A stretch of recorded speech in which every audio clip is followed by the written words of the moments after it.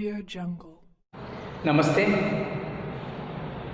मैं निज़ामुद्दीन, हिंदी अध्यापक, new vision senior foundation. आज हम शब्द वर्ड के बारे में कुछ जानकारी प्राप्त करते हैं। शब्द कितने प्रकार के होते हैं, शब्दों के अंतर क्या है, इसके बारे में हमें जानकारी प्राप्त करते हैं। शब्द दो प्रकार के होते हैं। अगर हमें हिंदी में लेते हैं तो हिंदी में शब्द दो प्रकार के होते हैं। वो है विकारी शब्द, अविकारी शब्द। शब्द के कुल कितने प्रकार होते हैं? दो प्रकार होते हैं। वो शब्द है विकारी शब्द और दूसरा है अविकारी शब्द। चलिए, विकारी शब्द क्या है और अविकारी शब्द क्या है, उसके बारे में जानकारी प्राप्त करते हैं। चलिए, यहाँ एक बात देखते हैं। विकारी शब्द, इसका अर्थ क्या है? जिन शब्दों का रूप परिवर्तन होता है। कोई भी शब्द, संज्ञा शब्द लेते हैं, आवश्यकता के अनुसार उस शब्द का परिवर्तन होता है, वे विकारी शब्द कहलाते हैं। विकारी शब्द का अर्थ क्या होता है? कोई भी संज्ञा शब्द लेते हैं, लेकिन आवश्यकता के अनुसार वह संज्ञा शब्द अगर उसमें परिवर्तन होता है तो परिवर्तन होने वाले शब्द को हमें विकारी शब्द कहते हैं। उदाहरण के लिए संज्ञा, नाउन, सर्वनाम, प्रोनाउन, विशेषण, एडजेक्टिव, क्रिया, वर्ब, ये जो शब्द हैं, संज्ञा, सर्वनाम, विशेषण और क्रिया, आवश्यकता के अनुसार वे परिवर्तन होते हैं। इस तरह परिवर्तन होने वाले ये शब्दों को हमें क्या कहते हैं? विकारी शब्द कहते हैं। विकारी शब्द का अर्थ क्या होता है? जो शब्द आवश्यकता के अनुसार परिवर्तन होता है, इस तरह परिवर्तन होने वाले शब्द को हमें विकारी शब्द कहते हैं। या विकारी शब्द क्या है? संज्ञा, सर्वनाम, विशेषण, क्रिया। संज्ञा नाउन, सर्वनाम प्रोनाउन, विशेषण एडजेक्टिव, क्रिया वर्ब। ये जो शब्द हैं, ये शब्द आवश्यकता के अनुसार ये परिवर्तन होते हैं। चलिए अब देखते हैं अविकारी शब्द। जिन शब्दों के रूप में कभी कोई परिवर्तन नहीं होता है। कोई भी कुछ शब्द लेते हैं, ये शब्द कभी आवश्यकता के अनुसार परिवर्तन न होते हैं, इस तरह के शब्दों को अविकारी शब्द कहते हैं। अविकारी शब्द क्या होते हैं? अविकारी शब्द अपना रूप को परिवर्तन नहीं करते। इस तरह अपने रूप को न बदलने वाले जो शब्द हैं, ये शब्द को हमें अविकारी शब्द कहते हैं। उदाहरण के लिए यहाँ क्या क्या है? क्रिया विशेषण, एडवर्ब, समुच्चय बोधक, कंजक्शन, संबंध बोधक, रिलेटिव नाउन, विस्मयादि बोधक, इंटरजेक्शन, अपॉस्ट्रोफी। तो ये जो शब्द हैं, ये शब्द अविकारी शब्द हैं। अविकारी शब्द अपना रूप को कभी भी नहीं बदलते, जो कि त्यों होते हैं। क्या है वो? क्रिया विशेषण, समुच्चय बोधक, संबंध बोधक और विस्मयादि बोधक। तो आपको पता है तो विकारी शब्द क्या है और अविकारी शब्द क्या है। अब हम संज्ञा के बारे में जानकारी प्राप्त करते हैं। संज्ञा क्या है? संज्ञा 5 प्रकार के होते हैं। संज्ञा नाउन है, ये जो संज्ञा है वह 5 प्रकार के होते हैं। संज्ञा के भी 5 प्रकार हैं। वो है व्यक्तिवाचक संज्ञा। क्या है? व्यक्तिवाचक संज्ञा, जातिवाचक संज्ञा, भाववाचक संज्ञा, द्रव्यवाचक संज्ञा और समुदायवाचक संज्ञा। देखिए, संज्ञा के कितने प्रकार होते हैं? संज्ञा के कुल 5 प्रकार के होते हैं। वो है व्यक्तिवाचक संज्ञा, और दूसरा है जातिवाचक संज्ञा, और तीसरा है भाववाचक संज्ञा, और चौथा है द्रव्यवाचक संज्ञा, और आखिर समुदायवाचक संज्ञा। अब देखते हैं पहला व्यक्तिवाचक संज्ञा। व्यक्तिवाचक संज्ञा को हमें प्रॉपर नाउन कहते हैं। व्यक्तिवाचक संज्ञा किस तरह होता है? किसी भी विशेष व्यक्ति, कोई भी एक विशेष व्यक्ति हो, एक पर्टिकुलर पर्सन हो, वस्तु हो, कोई भी एक चीज हो, या स्थान कोई भी एक स्थल हो, इसके जो नाम है उस नाम का बोध कराने वाले शब्द को हमें व्यक्तिवाचक संज्ञा कहते हैं। कोई भी विशेष व्यक्ति हो, कोई भी विशेष वह वस्तु हो, या विशेष स्थान का जो नाम का बोध कराने वाले शब्द को हमें व्यक्तिवाचक संज्ञा कहते हैं। उदाहरण के लिए राम एक पर्टिकुलर पर्सन है, राम के बारे में ही यहाँ बोध होता है, इसलिए राम व्यक्तिवाचक संज्ञा में रहते हैं। माधुरी कक्षा में एक छात्रा है, माधुरी के बारे में ही यहाँ कहते हैं, इसलिए माधुरी भी व्यक्तिवाचक संज्ञा में है। लक्ष्मी भी व्यक्तिवाचक संज्ञा में है। खम्मम केवल एक ही है, खम्मम एक स्थल का नाम है, वहाँ इस तरह की विशेष स्थल होने के नाते खम्मम भी व्यक्तिवाचक संज्ञा में आते हैं।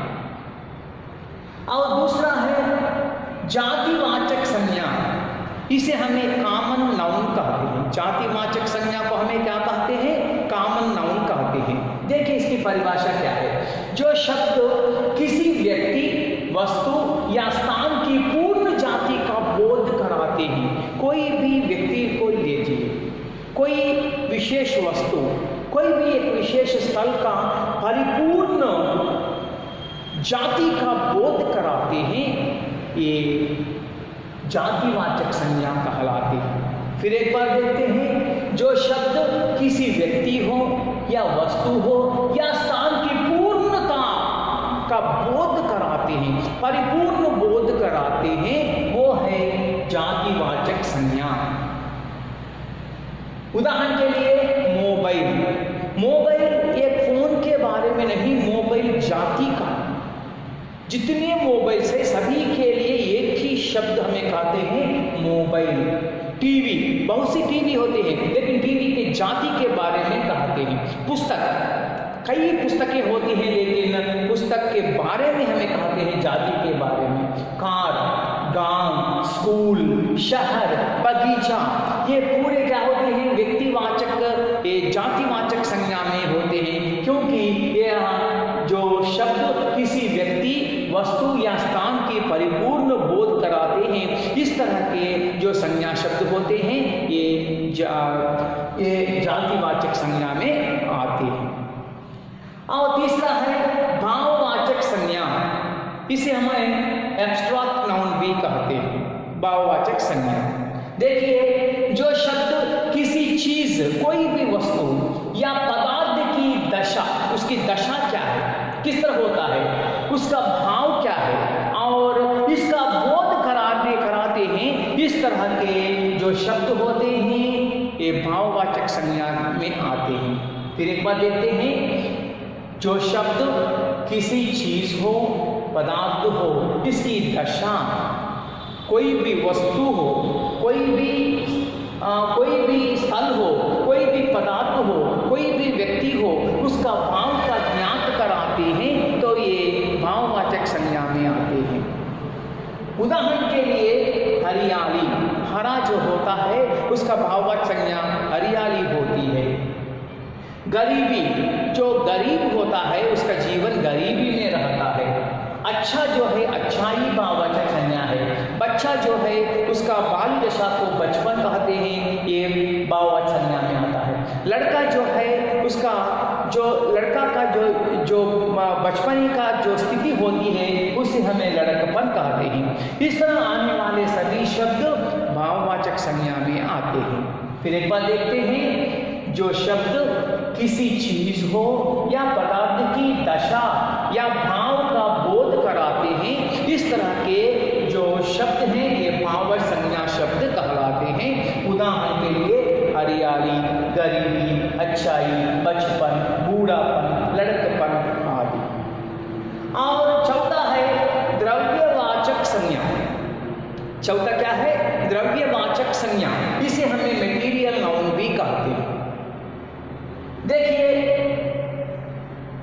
जो शब्द किसी पदार्थ, धातु, अधातु या द्रव्य का बोध कराते हैं, कोई भी शब्द देखते हैं, वहाँ शब्द पदार्थ के बारे में, धातु मेटल्स के बारे में, और अधातु जो मेटल भी नहीं होते हैं, अधातु के बारे में, द्रव्य के बारे में अगर बोध कराते हैं, इस तरह के जो शब्द हैं, ये शब्द किसमें आते हैं? द्रव्यवाचक संज्ञा में आते हैं।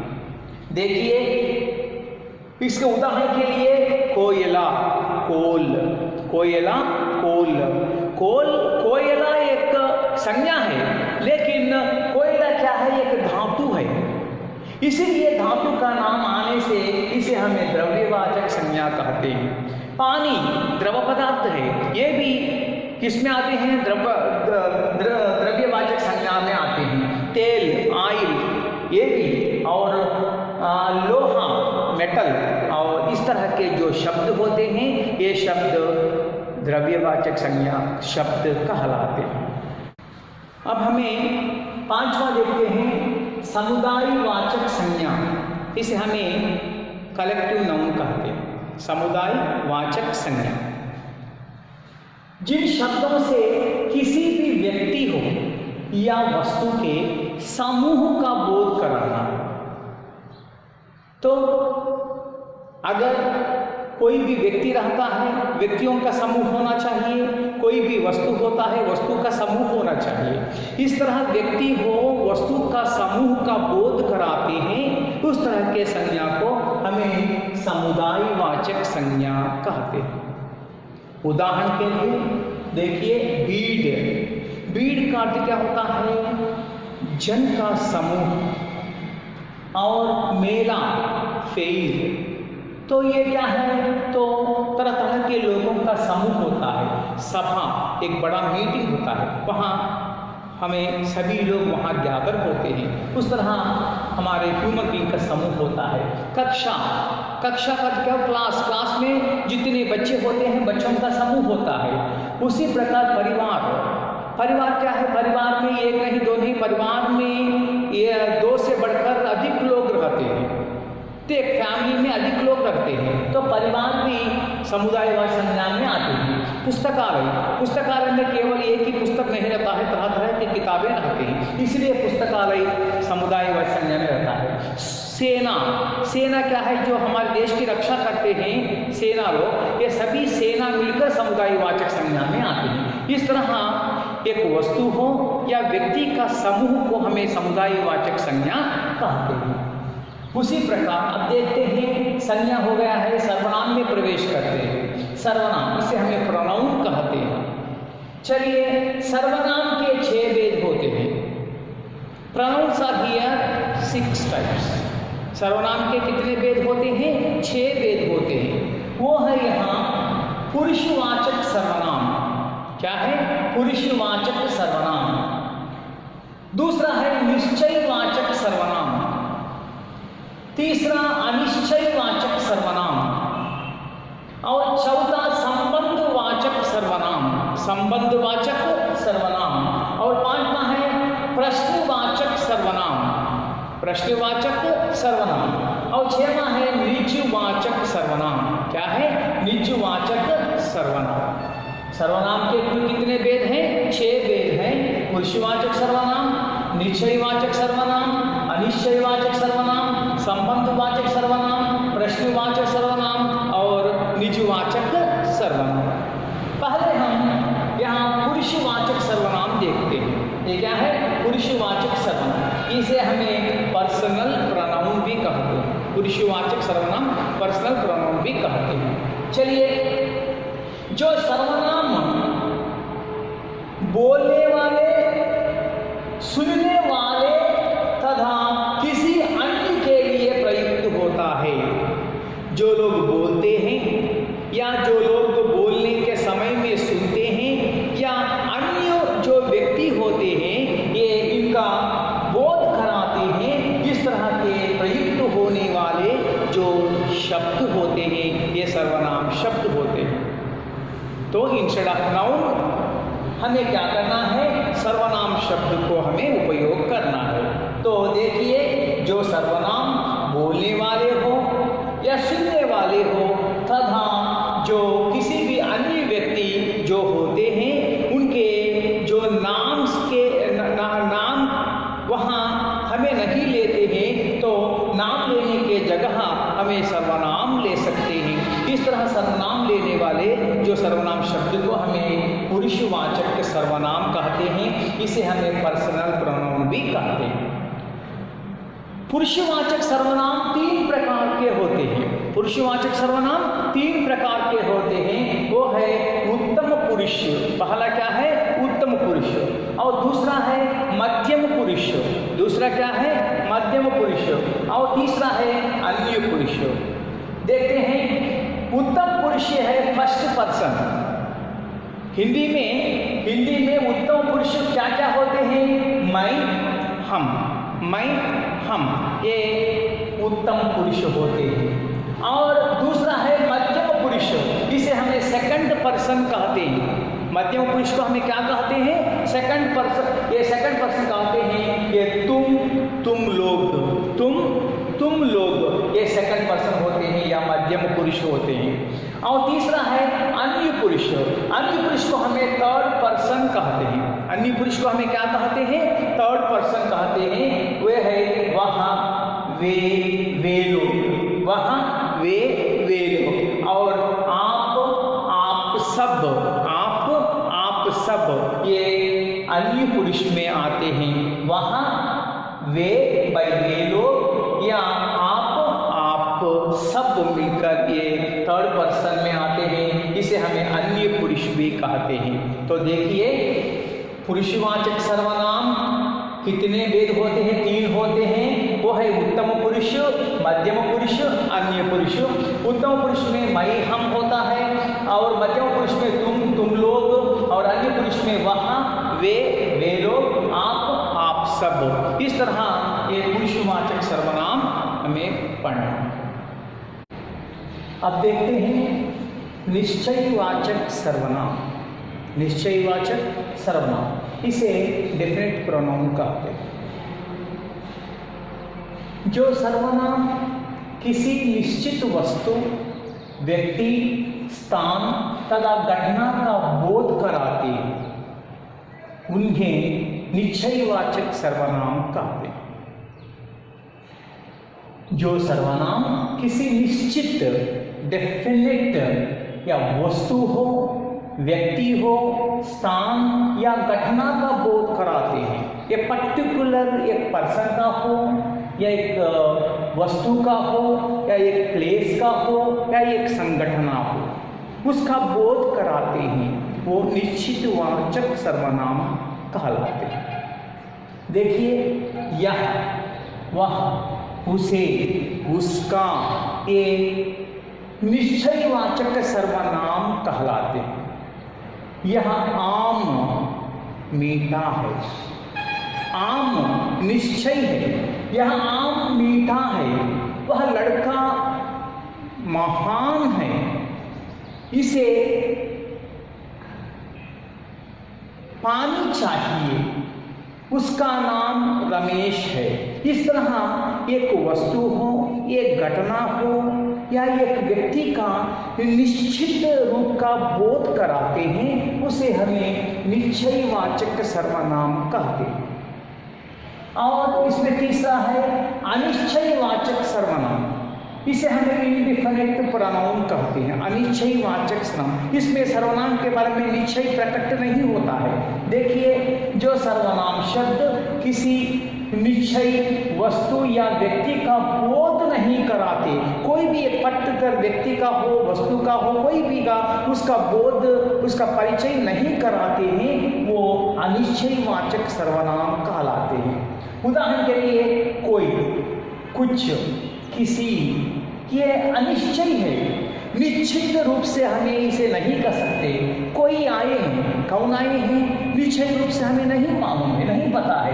कुछ, कुछ, इसका अर्थ होता है कितना, हमें तो पता नहीं। किसी का काम है, किसका काम है हमें तो पता नहीं। इस तरह के जो सर्वनाम है ये सर्वनाम अनिश्चयवाचक सर्वनाम कहलाते हैं। प्रश्नवाचक सर्वनाम, इसे इंटरोगेटिव प्रोनाउन भी कहते हैं। ये सर्वनाम शब्द प्रश्न पूछने के लिए उपयोग होते हैं। जिन सर्वनाम शब्दों से किसी संज्ञा के विषय में प्रश्न का बोध होते हैं, कोई भी एक संज्ञा हो, उस संज्ञा के बारे में सर्वनाम शब्द प्रश्न पूछते हैं। इस तरह प्रश्न का बोध कराने वाले सर्वनाम शब्द को हमें प्रश्नवाचक सर्वनाम कहते हैं। उदाहरण के लिए कौन, कैसे, किसको, इस तरह के शब्द प्रश्नवाचक सर्वनाम होते हैं। क्योंकि कौन, यह काम किसने किया हमें तो पता नहीं। कौन आ रहे हैं, किसे पानी चाहिए, किसको कलम चाहिए, हमें तो पता नहीं। इसलिए इस तरह के प्रश्न कराने वाले ये सर्वनाम शब्द को हमें प्रश्नवाचक सर्वनाम कहते हैं।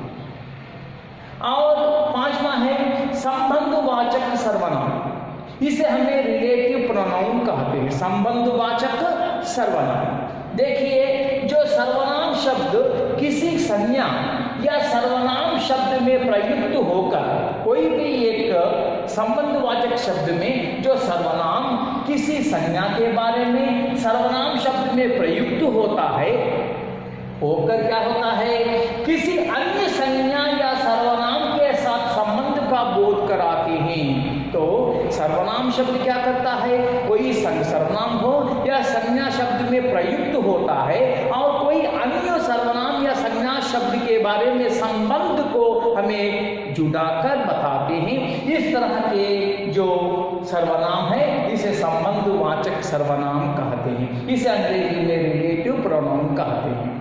देखिए एक बात, जो सर्वनाम शब्द किसी संज्ञा या सर्वनाम शब्द में प्रयुक्त होकर किसी अन्य संज्ञा या सर्वनाम के साथ संबंध का बोध कराते हैं, इस तरह के सर्वनाम को हमें संबंधवाचक सर्वनाम कहते हैं। उदाहरण के लिए देखिए, जिसे, उसे, जिसे, उसे, जैसा, वैसा, इस तरह के शब्दों को हमें संबंधवाचक सर्वनाम शब्द कहते हैं। अब देखते हैं निजवाचक सर्वनाम, इसे हमें रिफ्लेक्टिव प्रोनाउन कहते हैं। निजवाचक सर्वनाम, इसे हमें क्या कहते हैं, रिफ्लेक्टिव प्रोनाउन कहते हैं। जिन सर्वनाम शब्दों का प्रयोग वाक्य के कर्ता के साथ अपनेपन का बोध कराता है। कोई भी एक सर्वनाम शब्द लेते हैं, वाक्य में कर्ता के साथ रहकर अपनेपन का खुद का बोध कराता है, उसे निजवाचक सर्वनाम कहते हैं। तो इसका जो उदाहरण एक बार देखते हैं, आप, अपने, स्वयं, खुद आदि।